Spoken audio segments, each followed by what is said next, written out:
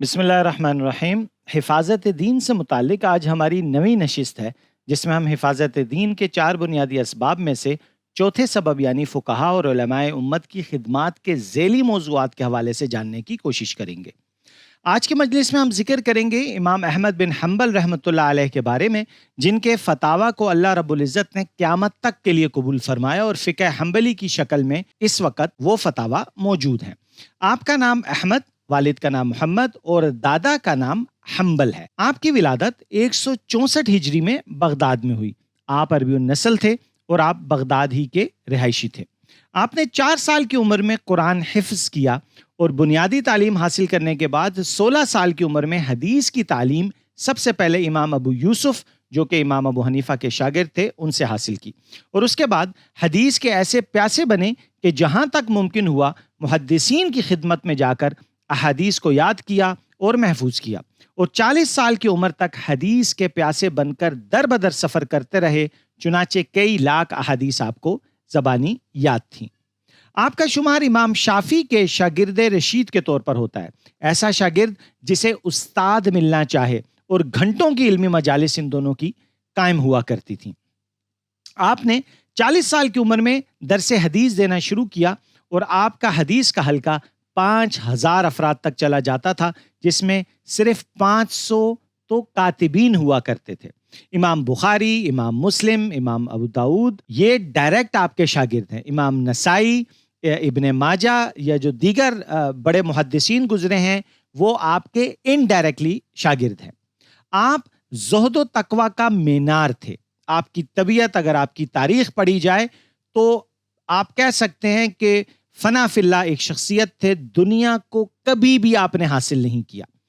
قاضی کا عہدہ آپ کو آفر کیا گیا، جسے آپ نے رد کر دیا۔ حکمران اسی غم میں رہے کہ انہیں یہ کاش ہمارا کوئی تحفہ قبول کر لیں، اور اگر کچھ زبردستی نقدی بھیج دی جاتی تو آپ اسے 24 گھنٹے میں تقسیم کر دیتے تھے، لیکن اس سے کچھ بھی نہ لیا کرتے تھے۔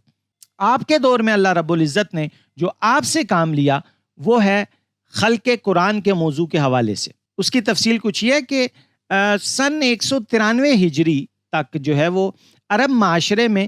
یونانی فلسفہ اور منطق کی کتب ترجمہ ہو کر داخل ہو چکی تھی۔ ان علوم نے کئی لوگوں کو شدید متاثر کیا، جس کے نتیجے میں عقل کو اسلام کے تابع کرنے کے بجائے اسلام کو عقل کے تابع کرنے کی بنیاد رکھی گئی۔ نتیجے میں عقل نے انہیں ایسے گمراہ کیا کہ قرآن کریم اللہ کی مخلوق ہے کا دعویٰ کر بیٹھے، اور مسلمانوں ہی میں ایک نیا گروہ ایجاد ہوا جو معتزلہ کے نام سے تھا۔ قرآن کریم کو اللہ کی مخلوق ماننے کا مطلب یہ بنتا ہے کہ جو شے بھی مخلوق ہے، یعنی پیدا کی گئی ہے یا پیدا ہوئی ہے، وہ پہلے نہ تھی، اسی لیے تو پیدا ہوئی، اور مستقبل میں ختم ہو جائے گی، جس طرح ہر چیز کو موت آنی ہے یا ختم ہو جانی ہے۔ حالانکہ اسلام کا اصل نظریہ اور عقیدہ یہ ہے کہ قرآن کریم اللہ کا علم ہے،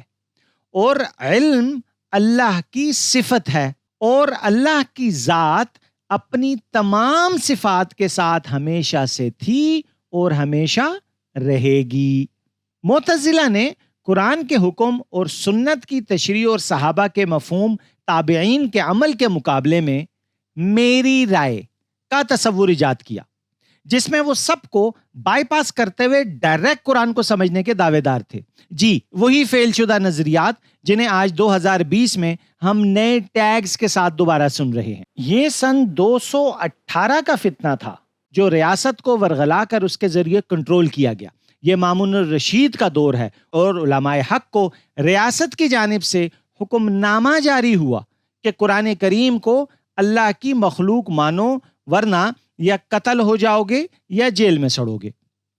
اس آزمائش کے آنے سے پہلے امام شافعی نے ایک قاصد آپ امام احمد حنبل کی طرف روانہ کیا مصر سے کہ مجھے رسول اللہ صلی اللہ علیہ وسلم کی خواب میں زیارت ہوئی۔ آپ نے امام احمد بن حنبل کو سلام کہا اور فرمایا کہ انہیں بتائیں کہ عنقریب مسئلہ خلق قرآن کے سلسلے میں آپ کا امتحان ہونے والا ہے، آپ ان لوگوں کی بات کبھی بھی تسلیم نہ کرنا۔ اس بشارت کا نتیجہ تھا کہ امام احمد بن حنبل نے اس گمراہ عقیدے سے برات کا صرف اعلان نہیں فرمایا، بلکہ قرآن کو مخلوق سمجھنے والے پر کفر کا فتویٰ بھی لگایا۔ جی ہاں، کفر کا فتویٰ بھی لگایا، جو آج کے دور میں ایک نیا چورن بیچا جا رہا ہے، سوری ٹو سے، لیکن بٹ دیٹس ٹرو، کہ جو نیا بیچا جا رہا ہے کہ کسی کو بھی حق نہیں ہے کسی کو کافر قرار دینے کا، یہ ایک ناسمجھی یا کسی اور پلاننگ کا وہ حصہ ہے۔ شریعت میں ایسی کوئی چیز نہیں ہے، کیونکہ اگر آپ کھلم کھلا خدا کی کسی صفت کا انکار کریں، رسول اللہ کی نبوت کا انکار کریں، سو بیسکلی آپ خود اپنے آپ کو اسلام سے باہر نکال رہے ہوتے ہیں، جس کے نتیجے میں جب بھی کوئی عالم سے مسئلہ پوچھتا ہے تو وہ اس کے جواب میں بتاتا ہے کہ یہ عمل، یہ قول، یہ فعل وہ ہے جو کہ کفریہ ہے،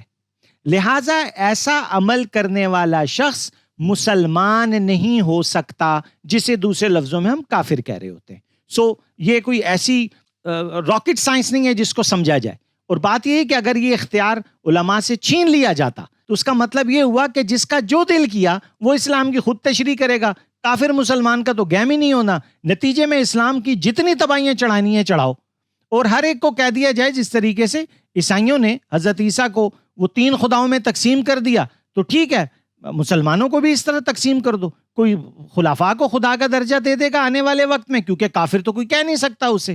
سو ذرا سمجھیے یہ نقصانات ہوتے ہیں ان چیزوں کے۔ خیر، جب آپ کو گرفتار کر کے حاکم کے سامنے پیش کیا گیا تو آپ نے 3 دن اس معتزلہ کے گروہ سے مناظرہ کیا۔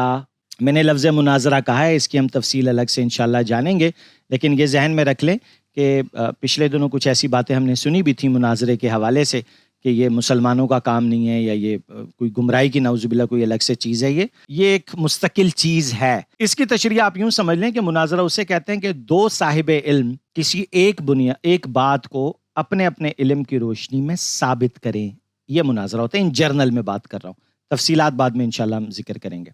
3 دن یہ مناظرہ رہا، دونوں سائڈوں سے اپنے اپنے دلائل پیش کیے گئے، لیکن تیسرے دن تک امام احمد بن حنبل نے قرآن و سنت کی روشنی سے اس روشن خیال طبقے کی عقل ٹھکانے لگا دی۔ جب وہ علمی میدان میں ان کو اپنا موقف ثابت نہ کر سکے، کیونکہ وہ تھے تو حکومت میں، لہٰذا انہوں نے حاکم کو یہ کہا کہ جی یہ شخص تو گمراہ ہو گیا، یہ تو جی آپ کو بھی کافر کہتا ہے، جیسا کہ آج کل شدت پسندی کا ٹیگ دے دیا جاتا ہے۔ آپ کو کوڑے مارے گئے، 2.5 سال قید میں رکھا گیا، اور عجیب و غریب آپ کے اوپر زیادتیاں اور ظلم کیے گئے، لیکن آپ نے سب کچھ برداشت کیا۔ آپ ایک ہی جملہ فرمایا کرتے تھے کہ بھئی یہ جو آپ نے قرآن کو خلق کے اللہ کی مخلوق ہونے کا دعویٰ کر دیا ہے، میرے پاس تو دیکھو قرآن و سنت سے دلیل ہے کہ یہ اللہ کی مخلوق نہیں ہے، جو ابھی ہم نے آپ کے سامنے ذکر بھی کیا۔ تم جو بات کر رہے ہو وہ قرآن و سنت سے ثابت کر دو، خلفاء کی کسی قول سے ثابت کر دو، تابعین ان سے ثابت کر دو، کہیں سے لے آؤ، کسی نے کہا ہو میری رائے کی، سوری یہاں کوئی حیثیت نہیں ہے، آپ پہ کوئی وحی نہیں اترتی کہ میری رائے۔ نتیجہ یہ ہوا کہ وہ نہیں لا سکے، وہ ہمیشہ شرمندہ ہی ہوئے، لیکن پاور میں تھے تو پاور ہوتی ہے، جب تک تھی سو تھی۔ اس فتنے کی ریاستی سرپرستی سن 232 ہجری میں ختم ہوئی، اور اس گروہ سے وہ تمام ریاستی مراعات واپس لے لی گئیں جو انہوں نے ریاست کو بیوقوف بنا کر حاصل کی تھی۔ امید ہے کہ اب آپ کو سمجھ آ رہی ہوگی کہ عقل کا اسلام کے تابع ہونا کیوں ضروری ہے، کیونکہ عقل کو دھوکہ دیا جا سکتا ہے، اور کسی بھی دین میں تحریف کرنے کا یہی سب سے آسان ترین راستہ ہے کہ لوگوں کو پٹی پڑھا دو کہ قرآن نے تدبر، غور و فکر کرنے کا حکم دیا ہے، لہٰذا آؤ سارے مل کے تحقیق کے نام پر تخریب کا کام کرتے ہیں۔ اس کے مقابلے میں وحی آتی ہے جو اللہ کی جانب سے ہے، جسے انسان دھوکہ نہیں دے سکتا، اس لیے اللہ رب العزت نے عقل کو دین کے تابع کرنے کا حکم فرمایا۔ سورہ مومنون آیت 71، اس کے اندر اللہ رب العزت کیا فرماتے ہیں؟ وَلَوِ اتَّبَعَ الْحَقُّ أَهْوَاءَهُمْ لَفَسَدَتِ السَّمَاوَاتُ وَالْأَرْضُ وَمَنْ فِيهِنَّ، اور اگر حق ان کی خواہشوں کے تابع ہو جائے تو آسمان اور زمین اور جو ان کے درمیان ہے سب تباہ ہو جائیں۔ اسی وجہ سے آپ عقلی علوم کے مقابلے میں